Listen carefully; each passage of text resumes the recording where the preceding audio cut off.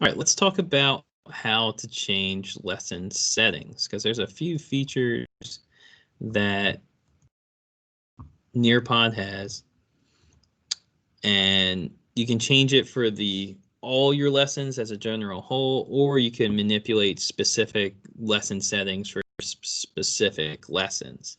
Let's talk about the overview first. So what you're going to want to do is go to your account over here. So it's probably a profile picture of you, but it's in the top right hand corner. And then you'll see a little link here that says lesson settings. Click that. It will take you to the lesson settings. There's a few options that you can do. I always keep this one on, enable students' names to autofill, just so I know who has the name on that comment. So pretty much it forces them to log in through Microsoft 365 and puts their name on there, so they can't change their name. Definitely have that done. There's immersive reader. So say maybe you have some students that struggle with reading. You can turn that on and off. There is a little learn more link down here that you can look into it, and shows you a little bit more how to do it. There's enabling student notes. There's a little, it's off to the side, it's off to the right hand side when you have the Nearpod going, that it's a little pencil with a hand on it, I believe. You click that and then they can open up a OneDrive doc, a Google Drive doc, or they can email themselves and I think do the notes with inside the Nearpod themselves.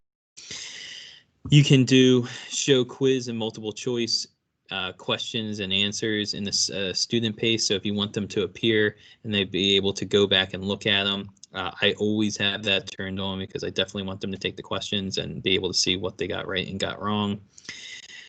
There's also allow students to resubmit answers in the live participation mode. So say you don't want students to go back and fix their answers, you can turn that off. If you want them to be able to, maybe, oh, poop, I accidentally clicked the wrong one, let me go back and fix it before Mr. Cook goes over them, they could go back. I just leave it on because these quizzes I don't keep as a quiz grade going into hack or TAC for anything.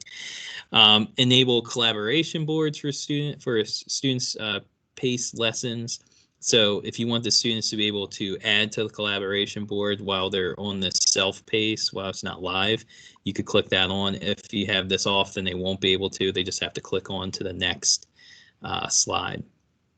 And then this one I like to have on, require students submission. So they have to answer all the poll questions, the quiz questions, and open-ended questions, the draw activities, whatever it may be, in any of the student pace lessons. Okay, the student pace lessons. So if this student is doing this on their own, they have to answer the questions and do the activities before. Won't let them move on if they don't participate in them. So I always do that as well.